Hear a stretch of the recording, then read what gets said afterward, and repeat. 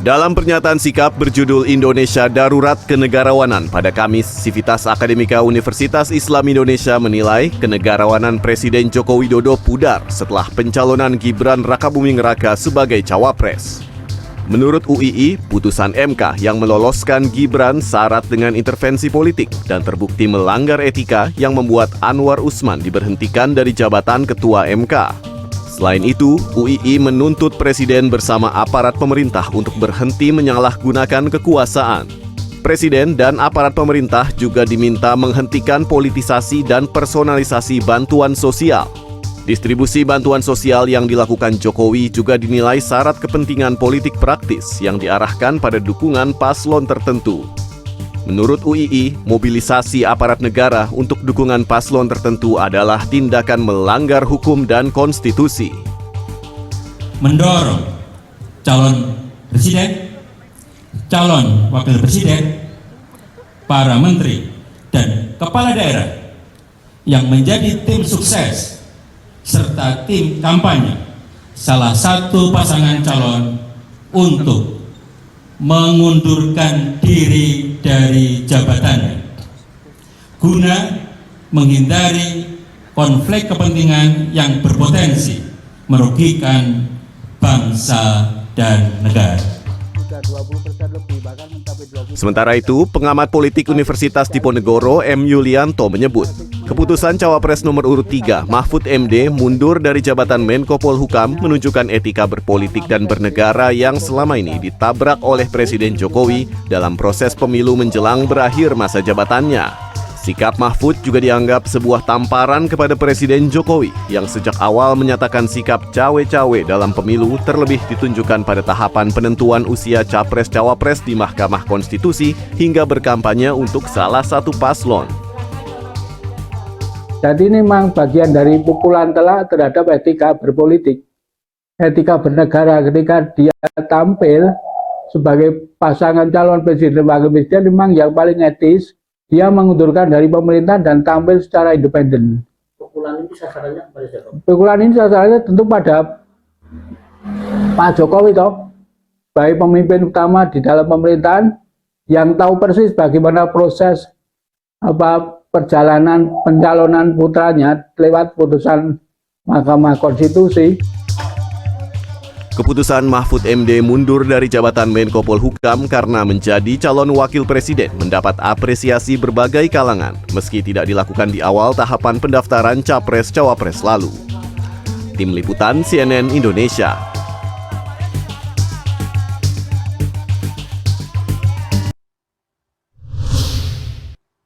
Adanya petisi Bulog Sumur yang dideklarasikan sebagai kritik atas penyimpangan penyelenggaraan negara dari pemerintah Presiden Joko Widodo terus bergulir. Selain memunculkan aksi serupa dari pihak dan juga kampus lainnya, namun juga memancing respon dari Presiden Joko Widodo. Lalu seberapa efektif kritik melalui gerakan petisi ini akan bisa bergulir? Akankah gerakan ini juga akan menjadi pemicu bagi gerakan evaluasi lain bagi pemerintah Jokowi? Dan untuk membahasnya, sudah bersama kami ada dua orang narasumber melalui sambungan online. Pertama, Rektor Universitas Islam Indonesia, Prof. Fathul Wahid, serta yang tersambung melalui sambungan telepon, ada pakar hukum tata negara Universitas Gadjah Mada, Zainal Arifin Mohtar. Assalamualaikum, selamat malam Prof. Fathul dan juga Mas Uceng, apa kabar? Alhamdulillah, sehat Bram. Assalamualaikum. Waalaikumsalam warahmatullahi Alhamdulillah dalam kondisi sehat Bapak-Bapak sekalian. Saya ke Prof. Fathul terlebih dahulu. Prof, ini kemudian hanya berselang sehari begitu Prof. Artinya memang kegelisahan yang sama, paling tidak apakah memang sudah dirasakan para akademisi begitu di Yogyakarta dan juga mungkin di lokasi lain, atau sebetulnya masing-masing memiliki kajian-kajian tersendiri, Prof? Kami sebagai publik akhirnya saling mengaitkan karena ada timeline-nya begitu, apalagi hari ini mundurnya Pak Mahfud, Prof. Fathul. Ya, terima kasih Mas Bram untuk undangannya ke CNN. Pertama perlu saya tegaskan bahwa sikap yang disampaikan oleh Universitas Islam Indonesia ini bukan yang pertama. Sudah sangat lama kami di UI ini peduli dengan masalah praktek berbangsa dan bernegara. Dan ketika terjadi penyimpangan, kami selalu menyuarakan aspirasi, memberikan seruan dan mencoba meluruskan pada rel yang seharusnya. Dan kali ini ada sebab yang menurut kami membuat gundah sebagai anak bangsa, sehingga kami perlu bersikap. Kalau pertanyaannya soal waktunya, tentu saja ini sudah kegalauan yang sangat lama dan kami menemukan momentum ketika kemarin kawan-kawan kami di UGM melakukan seruan atau petisi Bola Sumur. Kami melihat itu adalah momentum yang perlu diamplifikasi. Oke. Tetapi dengan kajian yang kami lakukan, akhirnya kami memutuskan menelurkan poin-poin yang kami sampaikan. Intinya adalah kami ingin bahwa pelaksanaan praktek berbangsa dan bernegara ini pada real konstitusi. Dan terkait dengan pemilu, kami mengharapkan pemilu dapat dijalankan secara adil, jujur, dan terbuka. Oke, baik. Prof, ini yang menarik juga ketika akademisi sudah menyuarakan suaranya. Saya ingin tanya dalam perspektif akademisi begitu, urgensi kedaruratannya sudah di mana artinya? Ketika Anda sebagai rektor pun sudah memimpin langsung, menyuarakan langsung kemudian petisi tersebut, artinya kedaruratan ini sudah harus menjadi awareness publik yang disadari bersama begitu ya Prof ya? Persis, Mas Bram. Jadi kami melihat dalam beberapa waktu terakhir ada penyimpangan yang luar biasa dari praktek berbangsa dan bernegara. Dan kita melihat bahwa kampus yang selama ini dianggap sebagai salah satu pilar demokrasi, sebagai nurani bangsa, harus mulai bersuara. Meluruskan, memberikan pesan kepada publik bahwa ada hal-hal yang perlu diluruskan dan kami berharap pesan yang kami lakukan hari ini akan disambut oleh halayak yang lebih luas, kawan-kawan kami di kampus-kampus lain, supaya suaranya semakin lantang. Baik. Dan kami berharap ini akan mengedukasi publik. Baik. Mengedukasi bangsa Indonesia untuk sadar bahwa ada masalah yang sama-sama kita hadapi. Oke, gerakan amplifikasi seperti yang Anda sebutkan sebelumnya begitu ya Prof ya. Oke, saya minta komentar dari Mas Uceng. Anda juga pakar hukum tata negara dari UGM begitu. Mas Uceng, ketika hari ini kondisinya sudah banyak yang bersuara, utamanya dari kampus, dari Civitas Akademika begitu. Seberapa kemudian ini akan bisa berdampak? Di mana prioritasnya? Apakah kemudian awareness publik yang lebih akhirnya bisa mendesak, atau kemudian langsung kepada tujuannya yaitu pemerintah dan juga rezim hari ini begitu Mas Uceng? Saya kira begini ya, yang pertama saya mau bicara dulu sebab musabab kenapa kemudian ini kayak gayung bersambut ya di UGM, lalu kemudian kenapa terjadi. Saya kira ini karena kegeraman bersama. Plus pada saat yang sama, saya mau bilang bahwa kenapa Jokowi misalnya mengalami pembengkakan kewenangan dan merasa makin terjebak ke arah otoritarianistik, sebenarnya karena kita selama ini yang menyumbangkan itu.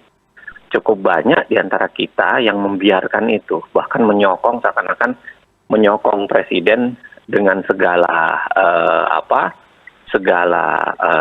sikapnya, gitu. Jadi pembiaran yang kita lakukan selama inilah yang kemudian harusnya dibayar. Itu sebabnya saya membahasakannya kenapa apa yang dilakukan UGM itu kayak menjadi gayung bersambut gitu. Sekedar seakan-akan seperti menagih atau membayar lunas apa yang gagal kita lakukan selama ini. Itu yang pertama. Nah, dari titik ini saya kira tergantung kita mau memaknai tujuan akhir dari proses ini semua. Kalau tujuan akhirnya adalah memperbaiki yang terjadi di negara, saya kira tidak sesederhana itu.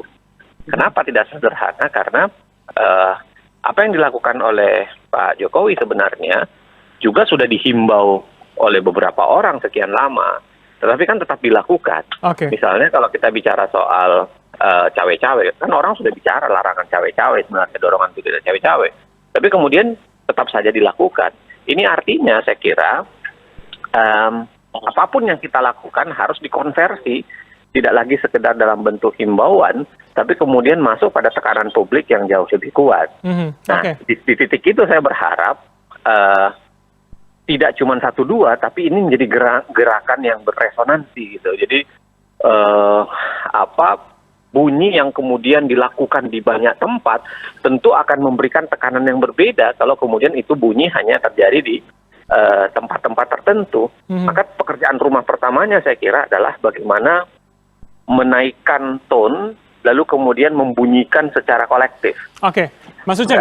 Sebagai early warning system yang kemudian kita nyalakan bersama untuk mengingatkan rezim ini gitu. Oke, baik. Mas Uceng, ini yang juga menjadi pertanyaan artinya, ketika harapannya teramplifikasi kepada pihak lain, kampus lain, para analis, pemikir-pemikir lain begitu, bagaimana komunikasinya sejauh ini? Apakah kemudian hanya dengan kesadaran ketika seperti Prof. Fatul tadi mengatakan ketika Bulak Sumur sudah dilakukan maka ada trigger untuk gerakan lainnya, atau kemudian semuanya sudah dikomunikasikan dan hanya tinggal menunggu timelinenya saja begitu Mas Uceng?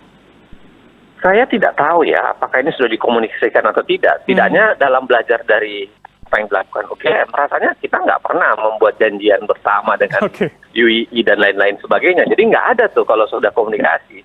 Itu yang saya bahasakan di awal tadi. Ini adalah kegeraman bersama sebenarnya yang tiba-tiba menemukan momentum ketika UGM memulai duluan. Gitu. Jadi kegeraman bersama yang kemudian lalu dibunyikan. Nah itu yang saya bilang tadi. Maka tuntutan pertama adalah bagaimana perasaan bersama itu dikolektifkan dalam bentuk komunikasi. Jadi bukan karena ada komunikasi lalu kemudian ini diletupkan. Tapi bayangan saya adalah setelah letupan ini komunikasi harus dijalin. Komunikasi untuk menyamakan persepsi apakah kita berhenti di titik himbauan, di titik mendorong saja atau menghimbau kepada presiden, tapi kemudian mengkonversinya menjadi gerakan-gerakan yang lebih real. Baik. Yang saya bilang tadi, makanya semakin banyak suara yang sama, maka kewajiban untuk mengkomunikasikan semakin luas dan mengkonversinya menjadi gerakan yang lebih kuat, itu harusnya bisa dilakukan. Baik. Sebelum saya tanyakan ke Prof. Fatul, saya masih akan ke Mas Uceng terlebih dahulu. Jadi dengan kemudian sudah paling tidak direspon oleh Presiden Jokowi dengan mengatakan ini hak demokrasi begitu, sudahkah itu menjadi hal yang cukup begitu atau kemudian harus lebih seperti bola salju, artinya semakin bergulir akan semakin besar lagi Mas Uceng? Saya kira kalau jadi kan seakan-akan perkataan Pak Jokowi itu seakan-akan mengatakan ini soal subjektif saja. Subjektifnya UGM ya bagian dari proses demokrasi. Subjektifnya itu ya ada yang berkata seperti itu. Saya kira semakin ini banyak, semakin ini terkolektif, ya subjektif itu akan semakin kolektif kan. Subjektif kolektif itu kan akan semakin kuat lalu kemudian akan menjadi bahasa bersama. Nah, saya kira kalau ini akan sudah menjadi keinginan atau bahasa yang makin general dipakai secara bersama dan kolektif, saya kira Pak Jokowi tidak bisa lagi hanya mengatakan bahwa ini sekedar sebagai sebuah keinginan demokrasi saja atau keinginan menyatakan pendapat saja, tetapi ini menjadi himbauan yang bisa dikonversi menjadi gerakan untuk mendorong supaya demokrasi kembali ditegakkan. Baik, oke, baik. Saya ke Prof. Fatul kalau begitu. Saya minta tanggapan Anda, Prof. Ketika ini sudah dikomentari Presiden, itu satu. Kemudian bagaimana menyamakan persepsi tadi ketika ini memang akan teramplifikasi oleh pihak lain, oleh kampus-kampus lain seperti yang Anda sampaikan tadi, Prof. Ya, Mas Bram, saya melihat yang menghubungkan antar kita yang tidak pernah berkomunikasi adalah akal sehat. Akal sehat yang masih waras sebagai anak bangsa, sehingga kami mempunyai kesadaran bersama bahwa ada sesuatu yang tidak lurus yang terjadi di bangsa dan negara ini, sehingga kami bersuara dan saya melihat bahwa kawan-kawan yang lain ada yang di Jakarta, di Padang, di Ternate juga saya lihat akan mulai bersuara dan kami sama sekali tidak berhubungan dengan mereka. Artinya kami senang bahwa akal sehat kolektif sebagian anak bangsa paling tidak sampai hari ini masih waras. Baik. Kami berharap akal sehat itu menjadi semakin membesar, diterima oleh khalayak yang lebih luas, dan itu akan menjadi bola yang membesar untuk apa? Untuk menjamin bahwa perjalanan bangsa dan negara ini, sehatnya demokrasi harus kita rawat bersama-sama. Baik, oke, Prof. Nah, ini yang juga menjadi pertanyaan, Prof. Bagaimana Anda UII, bagaimana UGM pula menjawab tuduhan publik soal ini kemudian menjadi partisan dan juga berpihak pada pihak lain begitu. Tapi jangan langsung dijawab, Prof. Fatul dan juga Mas Uceng, karena kita akan jeda sejenak. Usai jeda kami akan melanjutkan dialog ini masih bersama dengan para narasumber. Tetaplah bersama kami di Pilihan Indonesia.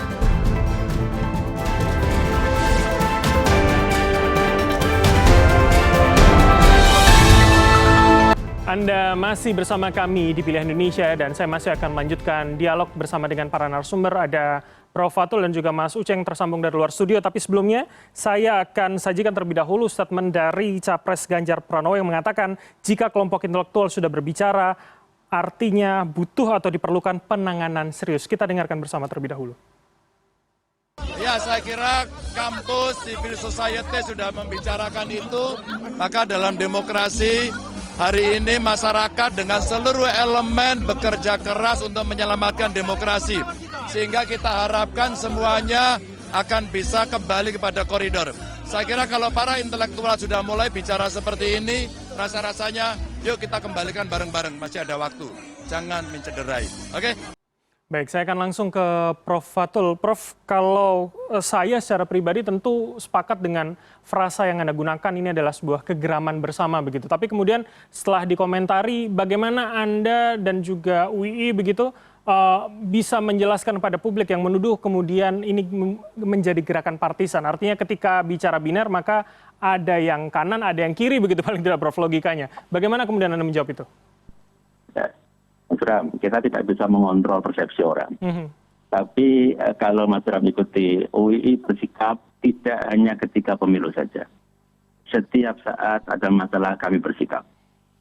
Kalau kami bersikap hanya kemarin sore, mungkin dugaan itu bisa mendapatkan pembenaran. Kami bersikap sejak lama untuk banyak hal. Sehingga tuduhan bahwa kami partisan ini terlalu mengada-ngada. Sehingga kami sepakat di UII, secara kelembagaan, kami berpihak pada kebenaran, kepada koridor yang seharusnya. Dalam pemilu, kami pun membebaskan semua warga kampus untuk memilih sesuai dengan hati nuraninya masing-masing. Sehingga sekali lagi, tuduhan bahwa ini partisan adalah tuduhan yang mengada-ngada. Itu artinya mereka tidak pernah mengikuti rekam jejak UI ketika bersikap terhadap masalah bangsa. Baik, oke, menarik. Saya ke Mas Uceng kalau begitu. Mas Uceng, bagaimana juga Anda melihat tuduhan yang sama begitu, Mas Uceng, yang kemudian ya saya bisa menggunakan kata ini kemudian seakan mengecilkan begitu gerakan-gerakan ini, Mas Uceng? Saya harus jelaskan satu faktor yang barangkali tidak dimiliki oleh universitas lain, dan itu yang membuat tagihan kepada UGM lebih tinggi. Saya kira salah satu, dan itu dinyatakan sebenarnya dari pernyataan Bulak Sumur kemarin, maklumat Bulak Sumur, yaitu apa? Ya salah satunya adalah karena Pak Jokowi ini sendiri adalah alumni dari salah satu fakultas di Universitas Gadjah Mada. Jadi ini semacam bagaimana universitas sebenarnya mencoba meluruskan kembali janji yang setiap mahasiswa UGM itu ucapkan di himne Gadjah Mada gitu kan. Janji untuk berbakti pada nusa bangsa, dan kita lihat misalnya UGM melihat ya ini kelihatannya bergeser dari makna aslinya. Yang kedua adalah kalau memang kemudian ada yang merasa diuntungkan dengan itu, tentu nggak bisa ditolak gitu. Dalam hal-hal tertentu kan memang begitu pada akhirnya. Satu tindakan bisa jadi menguntungkan, dianggap menguntungkan orang lain, bisa jadi tidak. Yang menjadi persoalan adalah apakah memang tindakan UGM itu diinisiasi oleh pihak yang diuntungkan atau tidak. Sepanjang pemahaman saya dan sepanjang yang saya lihat, kelihatannya tidak gitu.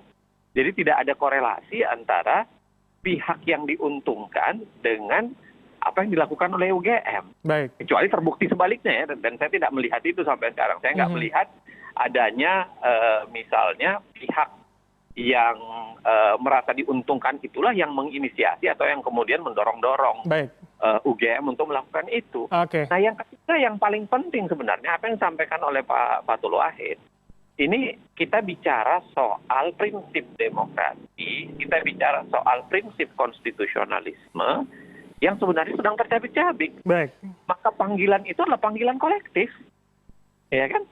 Boleh juga disuarakan oleh orang yang sedang berkontestasi, ya silahkan. Tetapi panggilan kolektif kita adalah ancaman pada konstitusi dan demokrasi. Dan setiap penduduk di Republik ini sesungguhnya adalah ya penyeru kan, salah satu penyeru dari demokrasi dan konstitusionalisme itu. Baik, berangkat dari kegeraman bersama begitu ya, seperti narasi yang kita bahas di awal. Nah ini yang juga menjadi highlight begitu, Mas Mas Uceng, dalam petisi Blok Sumur kemudian dikatakan juga ditujukan kepada DPR dan MPR untuk mengambil sikap dan langkah konkret terkait pemilu 2024 agar berlangsung dengan baik, lebih berkualitas dan bermartabat. Jadi artinya akan jugakah ini melalui jalur legislatif untuk kemudian pembenaran yang sudah tidak benar hari ini, dan apakah memang sekup atau ruang lingkupnya hanya soal pemilu 2024, Mas Uceng? Ya, kan kita melihat begini ya, kenapa misalnya terjadi pembengkakan kekuasaan atau kemudian cawe-cawe Presiden Jokowi ketinggian, salah satunya karena matinya fungsi oposisi kan. Dan salah satu oposisi politik yang paling kita harapkan tentu saja sebenarnya adalah di DPR. Selama ini yang kita mau tagih sebenarnya dari maklumat itu adalah itu, bahwa ayo fungsikan kembali yang namanya oposisi di parlemen, karena itulah alat konstitusional yang dipakai untuk mengawasi presiden. Baik. Sistem presidensial ini kan bekerja dengan checks and balances. Dan dalam kerja checks and balances itu dibutuhkan yang namanya parlemen, dibutuhkan yang namanya kekuasaan DPR atau partai politik yang bisa beroposisi terhadap tindakan pemerintahan. Baik, baik. Nah, itu sebenarnya sinyal utama dibalik kenapa kemudian DPR dan MPR juga harus mengambil porsi supaya kita ingin mengatakan bahwa tugas ini adalah tugas kolektif.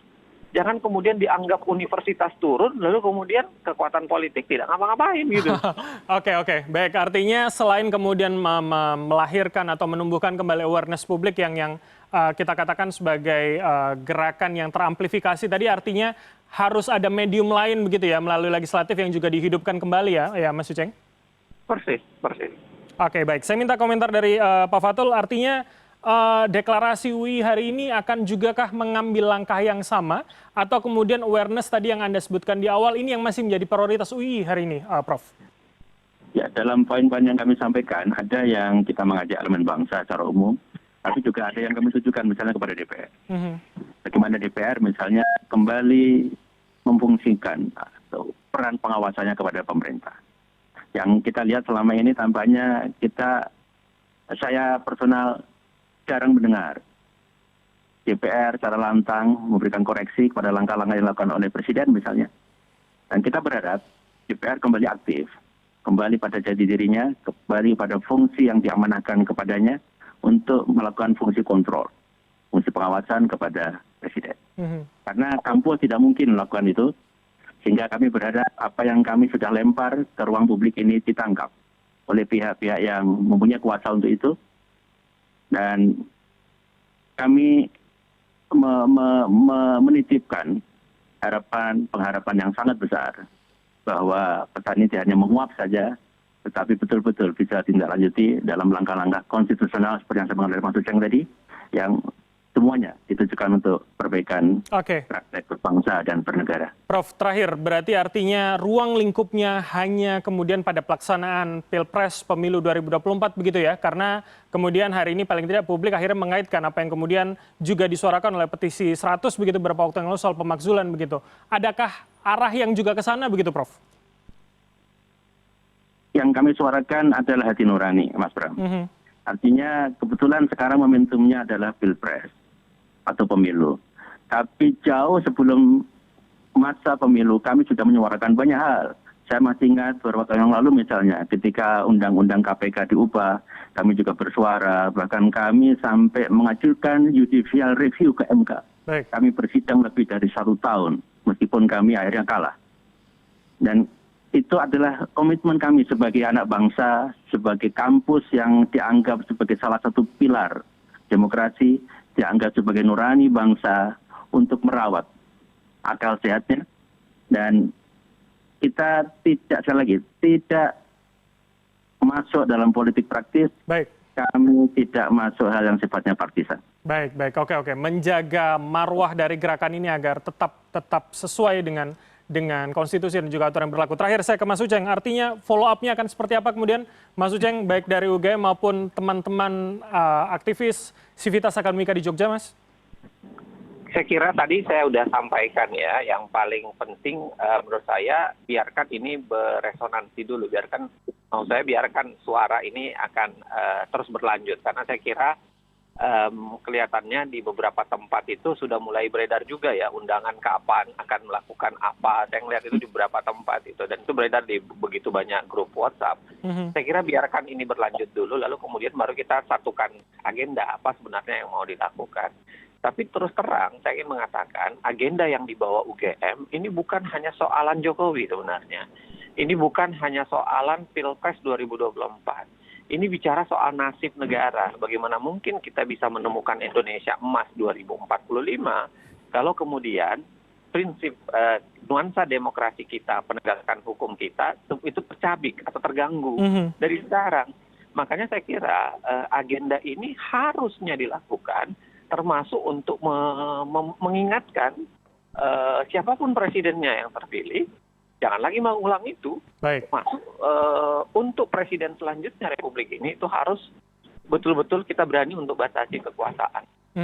Oke. Pada saat yang sama ini menjadi kayak himbauan moral bahwa sebenarnya universitas itu harus berdiri di garis kritis.